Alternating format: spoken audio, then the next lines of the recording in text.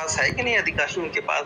कहाँ यही सबसे बड़ी आयरनी है कि इन स्पाइट ऑफ नोइंग, ये तो है नहीं कि ऑल ऑफ ए सडन पूरा रेनी सीजन बन गया है, everybody new, but still there is no justification, they have decided means they have decided, no you can't challenge. कई बार अपना आप सारे डॉक्यूमेंट्स लेकर भी जाती ना, आपके पास सारे डॉक्यूमेंट्स होते तब भी वो उनके पास उतना वो आर्गुमेंट होता कि वो खत्म ही कर देते, कोई मतलब ही नहीं था। बिल्कुल सही बात, वो अपना मन बना चुके रहते हैं। कई बार वो सो मोटो ले लेते हैं कि भाई इस मसले को हमें देखना है। कई बार तो अतिक्रमण हटाने के लिए अपना जजमेंट सुना देते हैं कि रास्ते में मैंने ये देखा और ऐसा हो रहा है। तो इस सारे मसलों को देख के ऐसा लगता है कहीं ना कहीं जो पूरा सिस्टम है फेलियर है, इसमें तमाम तरह के गैप हैं। इसमें सिर्फ जज और बच्चे नहीं भाई, लेकिन उसमें परेशान हो रहे हैं इनोसेंट बच्चे जिनका कोई कसूर नहीं है। इस तरह की चीजें सिस्टम बना हुआ है कि उसको कोई ब्रेक ही नहीं कर सकता। बिल्कुल ठीक कहा गौरव जी आपने। मैं बस हेलो, आपकी आवाज कट रही है।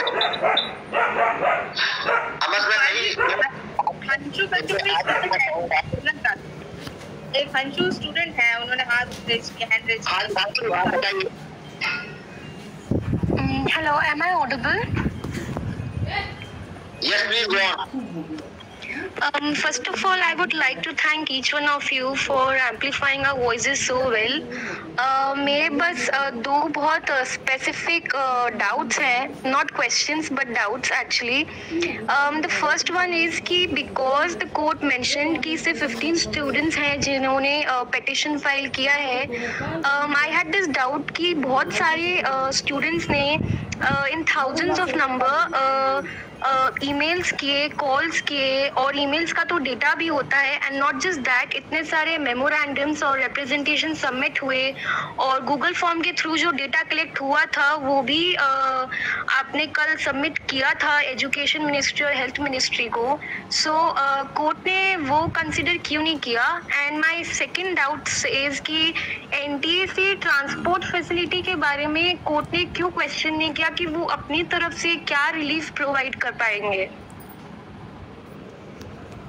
इसमें बेटा जब आप कोर्ट में किसी भी पॉइंट को प्रूव करते हो, सपोज कीजिए चाहे वो 15 पेटिशनर्स है या फिर हम लोग गूगल फॉर्म का जो डेटा कलेक्ट किया हुआ है उसमें स्टूडेंट्स के नेम है, सिग्नेचर है, but what court was asking, he said that show me the admit card, show me for which subject papers examinations they have applied and how they are facing the difficulty. I do not see the petitioners documents. So court wanted to get into the documents, their documents, that if you are saying that you will be appearing in suppose NEET and CUET, then show me that, show me the proof of the same. If you are saying that this you are a part of the flood area red zone, then show me the proof. So they wanted those individual proofs of the proof of through the documents, that I will not believe in the statements only. I will not believe in the newspaper article reports. I want the data of each student. तो मिला के ये लगता है madam कि उनको मानना ही नहीं था, तो आप कितने भी डॉक्यूमेंट दे देते हैं उनको, लेकिन उनको यकीन नहीं होता।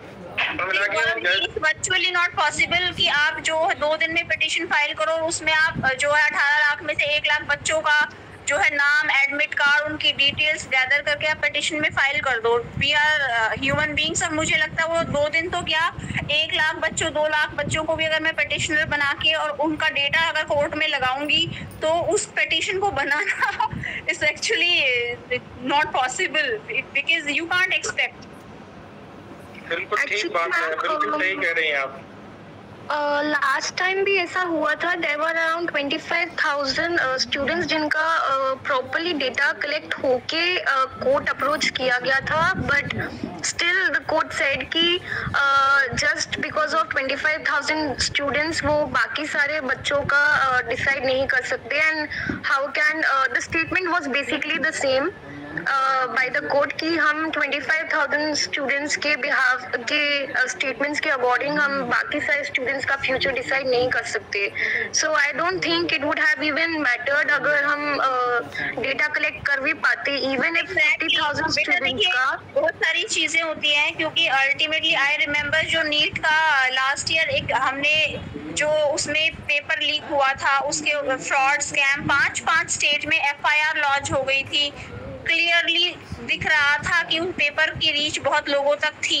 In spite of the same वो एग्जामिनेशन के जब कैंसिलेशन के लिए गए कि this it should be conducted afresh, court dismissed it and rather the advocate who had filed for one petitioner was even told that in case if he will be filing such petition again, he will have to pay the cost.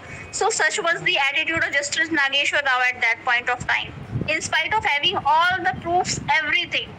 And for the Supreme Court itself, there is one precedent judgment also wherein court had intervened and they had cancelled the examination. So there are so many cases wherein court has granted relief and court has declined to relief because it is a discretionary jurisdiction. So it is probably at times the perspective of the judge also how they want to assess the students, because there have been matters wherein court takes their suo motu cognizance. They take the judicial notice of the fact that yes, in major states of the country this flood situation is too difficult and how students are going to manage. But when court is taking it otherwise, it's really unfortunate. जी ma'am, आपकी बात